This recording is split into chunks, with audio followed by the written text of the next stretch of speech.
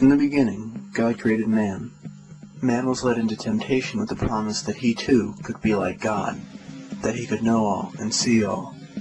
Man believed that he could establish a kingdom on earth, where he would have ultimate power and authority, exceeding even that of God.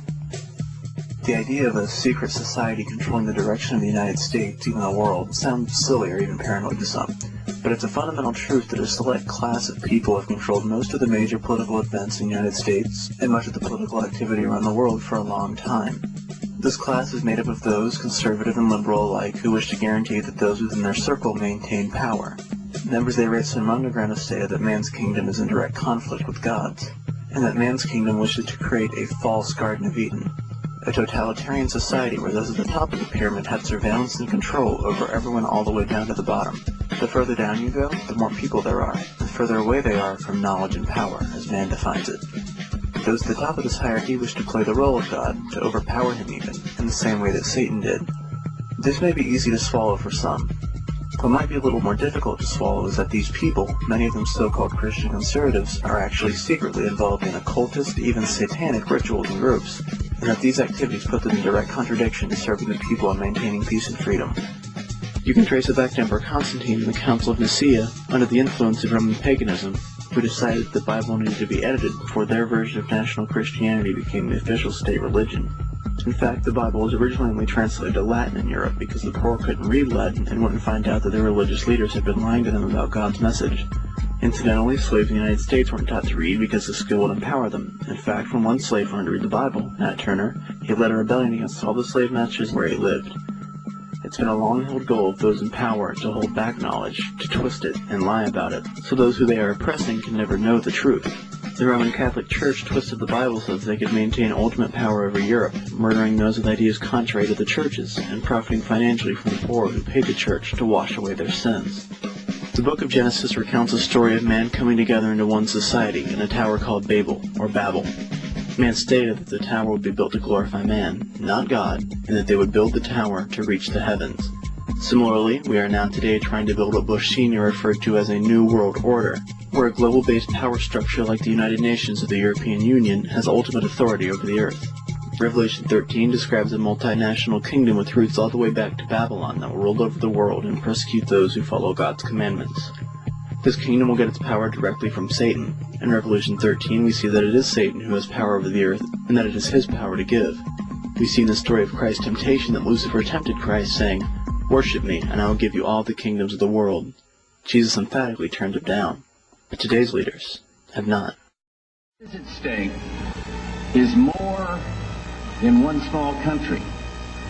It is a big idea, a new world order, where diverse nations are drawn together in common cause to achieve the universal aspirations of mankind. In this film, we're going to show you how the occult has taken hold of our leaders to the detriment of the people. We're going to show you just a few of the occult groups that have counted future and present leaders of big business and government as their members. We're going to show you their rituals, explain some of their history, and explain the dark connections between their members and some of the deepest, darkest secrets in American history. For now, we're going to expose just a few of the lies that your preachers told you. We're going to go straight back to the Bible for the truth, and explain how dangerous falsehood has influenced God's church.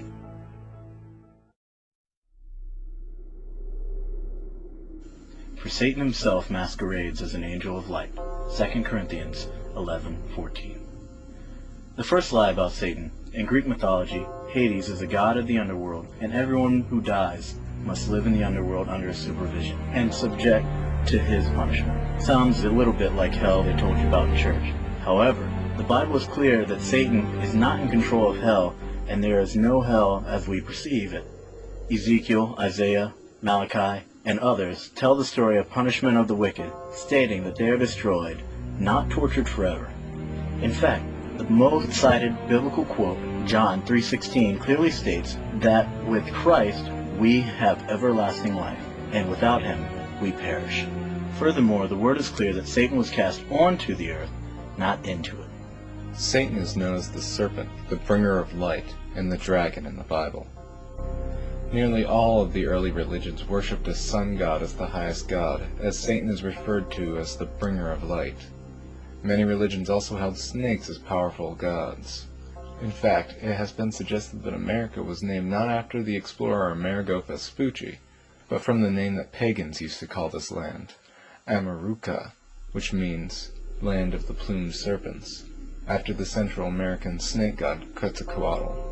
Albert Pike wrote in his book Morals and Dogma, which is mandatory reading for all Masons of certain degrees, Lucifer, the light bearer. Lucifer, son of the morning. Is it he who bears light? Doubt it not. How does the ancient practice of sun worship affect Christians today? When the early Roman Church was establishing a statewide religion, they began to change Christianity to personally fit their needs, even removing passages from the Bible. One of the adjustments the Church made was to change the Sabbath from Saturday to Sunday to make pagans feel more comfortable with the state-sanctioned religion. Why Sunday?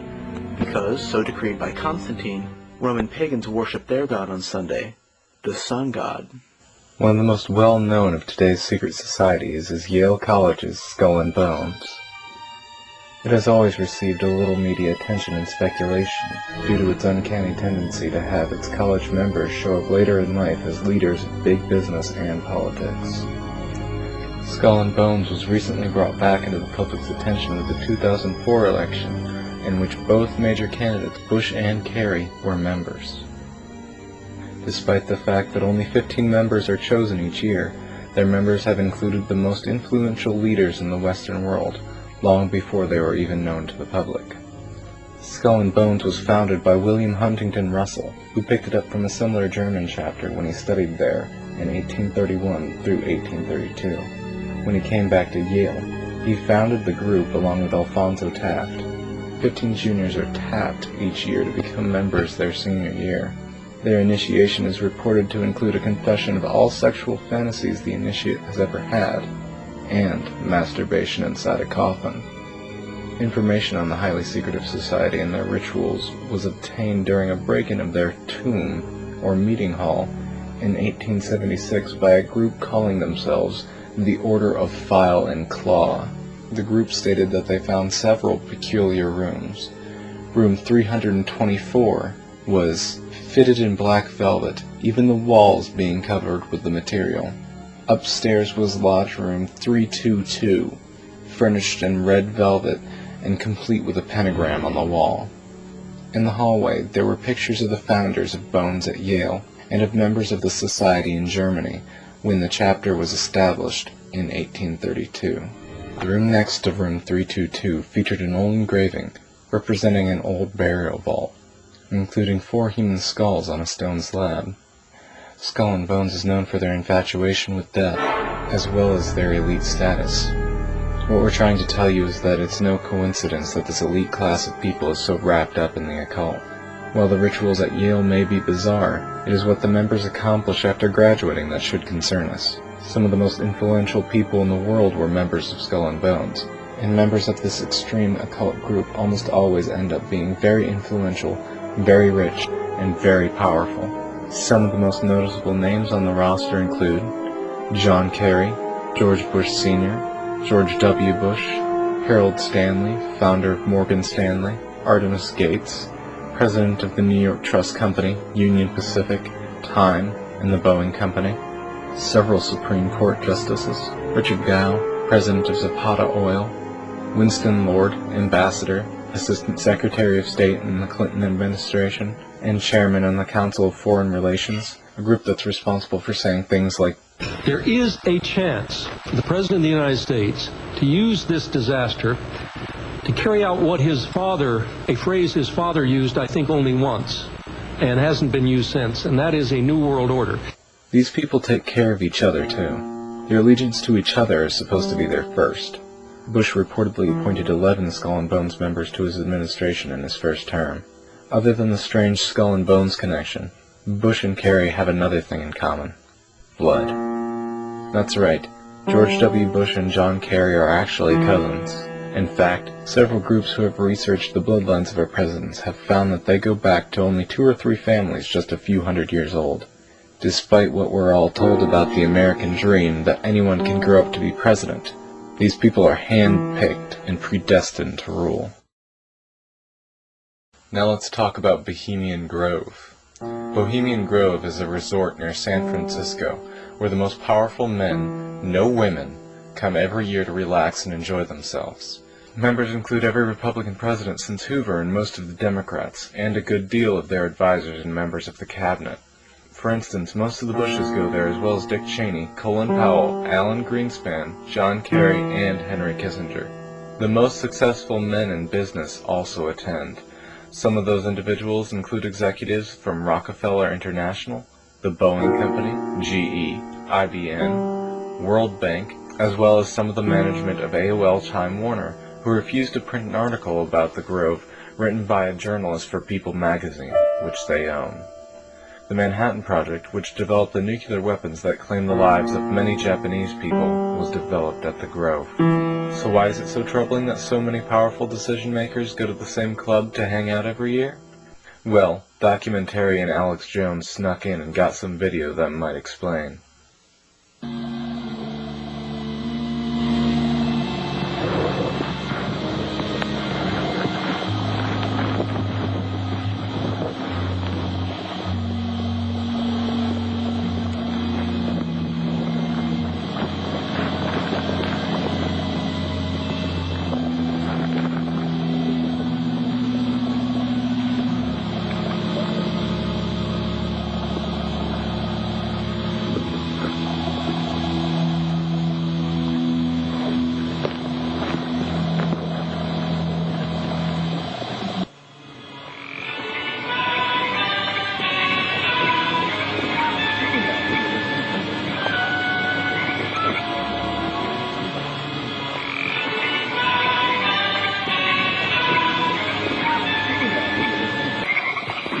Shall read the sign. Midsummer sets us free. You shall burn me once again.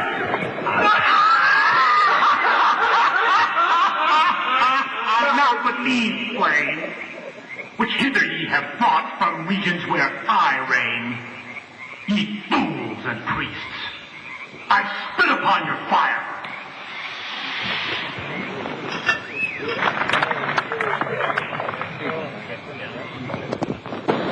Well, begone, dull care. Fire shall have its will of thee. Begone, dull care. And all the winds make merry with thy dust. Hail, fellowship's eternal flame. Once again, midsummer sets us free.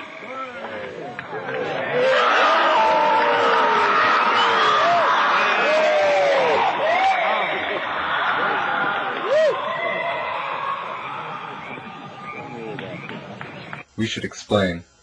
This is the cremation of care ritual. In it, men in black and red robes sacrifice a body to Molech, a god symbolized by an owl. They claim that it is not a real body being sacrificed, but Molech is indeed a real god, or at least he is believed to be so. Molech was a Canaanite god mentioned in the Bible. People would actually sacrifice their children to Molech, and this was strictly forbidden in several early books of the Bible. So what does sacrificing children to a Canaanite god have to do with the Grove? We'll get into that later. For now, let's take a look at some of the fine architecture and road layouts in Washington, D.C. We were just talking about Molech the Owl, so let's start with that. Here's an image of the Capitol building. Do you notice any strange outlines? Well, many believe that this is supposed to be representative of Molech, and of course the U.S. Capitol is resting securely in his stomach. When we zoom out, we also see that he's sitting on top of a pyramid, which extends out to, strangely enough, an almost perfect pentagram, the bottom part of which points right at the White House. Think what you will of it, we just thought it was interesting enough to share with you. Oh yeah, the Washington Monument is an ancient Babylonian symbol for sun worship. On May 3rd, 1994, a documentary is planned to air on the Discovery Channel. The documentary is called Conspiracy of Silence and uncovered a government child pornography ring that went as high up as the Reagan administration. It's unlikely you've ever seen it because it was stopped very shortly in advance after unknown congressmen demanded it not be aired. Shortly after, all copies of the film were destroyed, except one.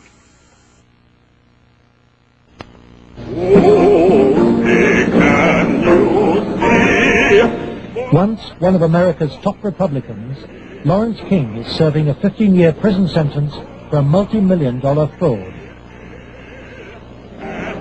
But financial crime is only half the story. The information presented to the Foster Care Review Board, either via the telephone reports, the personal reports, or the reports we reviewed, Larry King's name was consistently present as someone that the youth were making allegations against. I would say we handed over at least a foot-high amount of material to authorities, and nothing happened. Lawrence King ran the Franklin Community Credit Union in Omaha, Nebraska, and was a prominent GOP fundraiser. That footage of him singing the national anthem, it's from the Republican National Convention. He was actually arrested for embezzling Franklin's funds. However, new charges began to come up that he had pimped children, mostly young boys, as political favors. Larry King spent Franklin's money on courting political influence. $10 million went on jewelry, flowers, and private planes.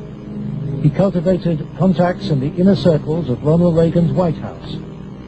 At his palatial homes, 3 in Omaha and 1 in Washington, D.C., he held extravagant parties for the influential and powerful.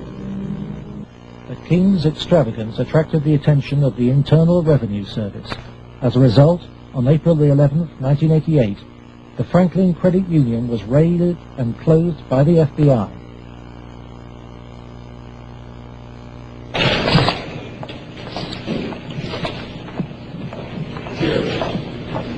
King was arrested, and the federal investigation showed he had stolen $40 million from Franklin.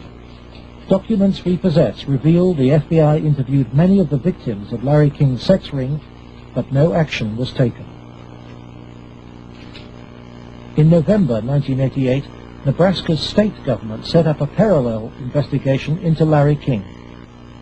Immediately, anonymous threats began. I received a phone call on the floor of the legislature. The caller did not identify himself, but he said, "Lauren, you do not want to have an investigation of the Franklin Federal Credit Union." And I asked who I was speaking to. They said, "That doesn't matter, but you shouldn't have that investigation." And I said, "Well, why not?" He said, "It will reach to the highest levels of the Republican Party, and we're both good Republicans." Undeterred, the committee began their investigations, and the money trail led quickly to the original allegations of child abuse. Carolyn Stitt was one of the first to testify. The night before we testified before the legislative committee, I did receive a phone call at home that said, "If you speak, you won't live to regret it." The investigators found new victims of King's pedophile network, many on the streets of Omaha. The picture they built up was of a large ring of rich and powerful pedophiles. They were telling us about prominent people in Omaha and elsewhere that were abusing children at parties. The prominent citizens' names that originally came up were of concern to me because I knew many of those individuals, and I very frankly was shocked to have those names show up on the list. Drugs was a strong part of how they got control of some of the kids, because that's what some of the kids were there to get. They would do the sexual acts and then be provided with cocaine or whatever type of drug they wanted. Heroin, I don't know, but that was my drug of choice. Till this day, I remain an addict. Larry King was, I would say, the center of transporting the children around the country. The airplanes were usually in his name, at least in his name. They were paid for by Larry King. By the spring of 1990, the Nebraska State Committee was convinced by the evidence of an organized child abuse ring.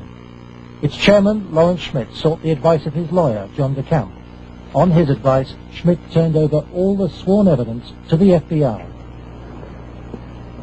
But immediately, the videotape testimony was leaked to a hostile local media. The media immediately started discrediting the witnesses. They were, the witnesses came across in the media, in the Omaha World Herald, especially, as the criminals. The last 3 victim witnesses were demolished by the press, particularly the Omaha World Herald. The paper never looked for information that would support any of the allegations. The whole purpose of the stories was to destroy any credibility that these youth may have. I've heard that people said that Gary Caradori coached me and that he told me what to say, but the fact was I didn't meet Gary Caradori until way after I'd already talked to the Omaha police about the abuse and had named all the same people. Paul Benassi maintains that neither the FBI nor the Omaha police took his allegations seriously. And they didn't ask me very much about Larry King or even Alan Bear at all. They treated the allegations that I made about people who abused me almost like a joke. From the first interview when I went, and realized they don't believe a fucking thing I'm saying, they were just appalled. But I realized what that look in their eye was back then. It was fear. It was fear that, I had witnessed, firsthand things that would, destroy this city. People, a position, what I mean? It's not going to be believed, they said. It will not be believed. You will be found guilty of perjury. And they weren't telling me maybe. They were saying, there's no way. You go on with the story, you're going to jail. That was said to me direct. Troy Bonner agreed to withdraw his videotape testimony. The FBI used Troy in an attempt to persuade fellow witness Alicia Owen into abandoning her evidence about Larry King's nationwide network of powerful pedophiles. The following is a recording the FBI made of a phone call between 2 of the victims, one of which, Troy, they had frightened into turning over, where Troy's trying to make it appear that he and the other victim, Alicia Owen, had made up the allegations. This is Special Agent Michael F. Mott. Following will be a consensually recorded telephone call between Troy Bonner and Alicia Owen. Hello? Hi. Hey, what's going on? I'd like to ask you that. Yeah, talk to me. No, you talk to me. I don't understand why you're lying. Why are you lying? What are you talking about? That's what I'm asking you. You're calling me why I'm lying? Yeah. You can talk to this whole thing, Alicia. You're full of shit. Either tell me what's going on. You're full of shit. Hey, look. Who do you have listening on the line? I have nobody listening to me. I'm listening to you, and I'm hoping you give me some fucking answers. I'll be honest with you. I don't know what kind of game you're playing. I'm not trying to play a game. I'm not going to go to jail for you. And that's what's going to happen. Why would you go to jail? Jail for telling the truth? No, jail for lying. What have you lied about? I haven't lied. Okay, then, but why are... Listen, shut up. Listen to me. You're not out here being talked to them every day. The pressure's kind of hard. You literally have to have bricks for brains to take on the FBI in this country. And that's exactly what you have to do this properly. They now, in my opinion, in my investigation, are the architects of the cover-up. As the investigators sought out new witnesses, they found themselves under constant threat.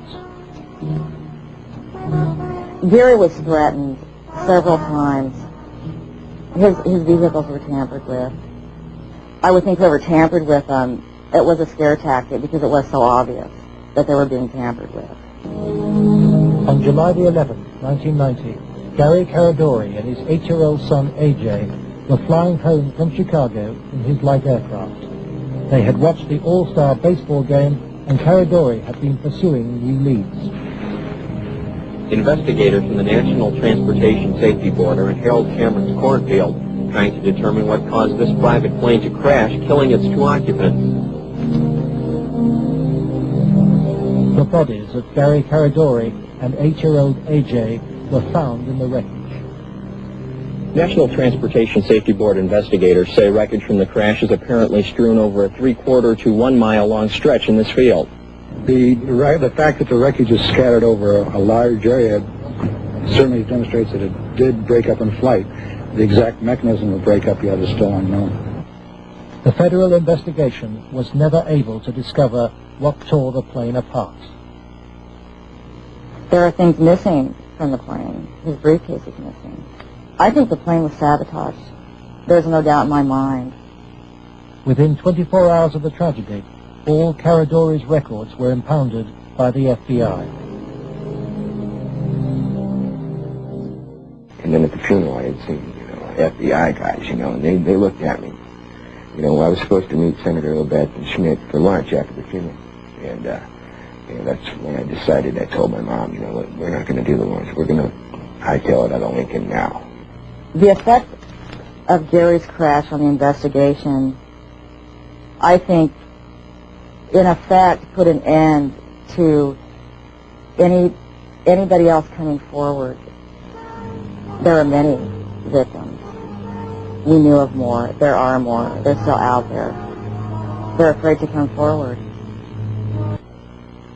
Troy Bonner claims that pressure from the FBI and, with the assistance of a county attorney's office in Omaha, led him to swear a new statement claiming that he and Alicia Owen had concocted the entire child abuse story. He told this story to a grand jury formed to bring any charges. On July the 23rd, 1990, the grand jury issued a bizarre and contradictory report. It indicted Larry King for fraud and embezzlement and ruled that he had paid young men for sex, but dismissed allegations about his sex ring.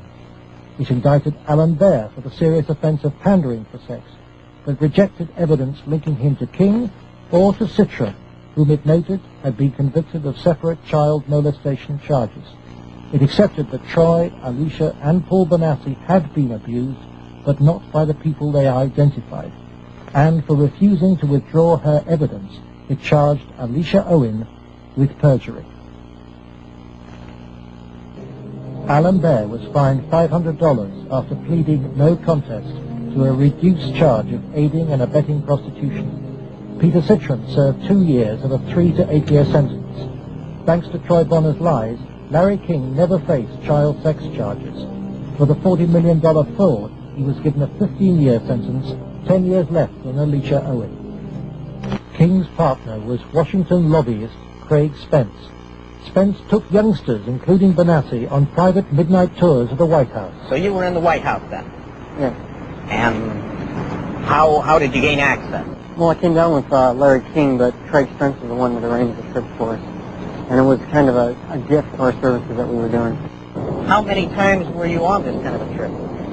I came to it on 2 times. 2 times. And were you used for sex on those occasions? Not until after we left. After you left the White House? Yeah. What time of night? It was usually around midnight.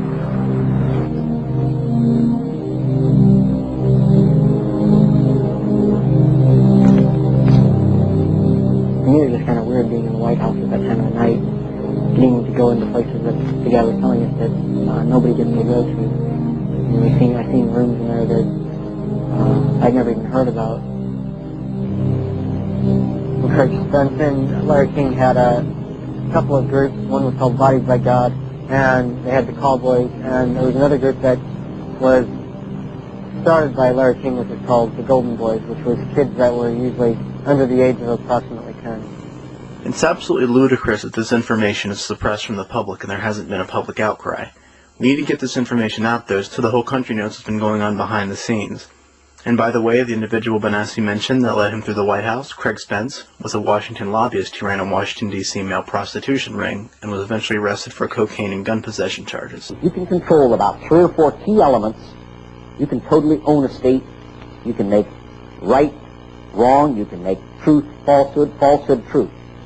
If you control the media, if you control the Justice Department, if you control the police, you own the system.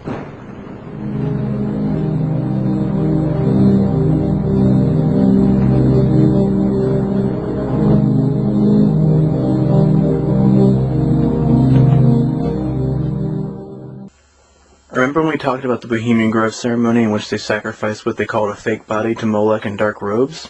Well, Bonassi testified that in one of the pornographic films King made, they used the dead body of a young boy. When they made this film, they flew him to San Francisco, which is where Bohemian Grove is, and men in hoods claimed they were going to use the child's dead body for some sort of ceremony. Does this ring any bells?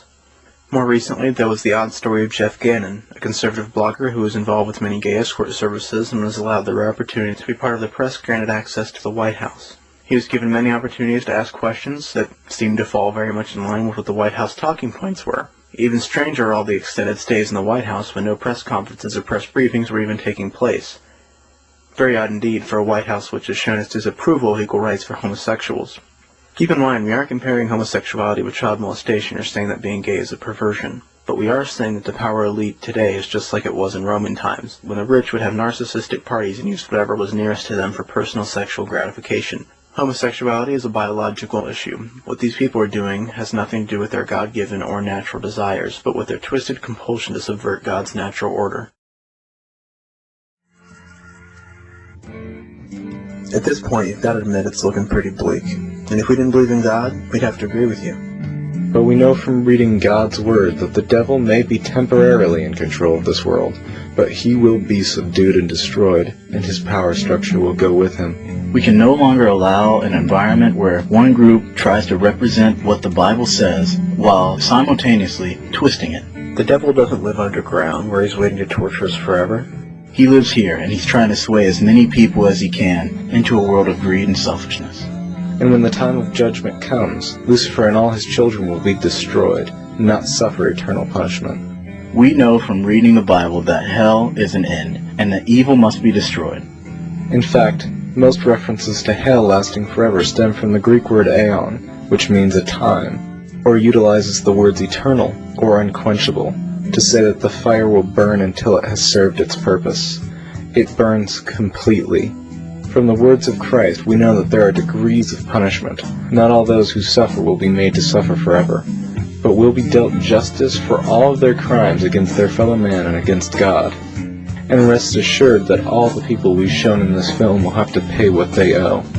We've shown you some of the evil that Satan and his power here on earth has done. But life is not all about evil. We must remember that God is love, and that we must stick steadfast to the truth and to love.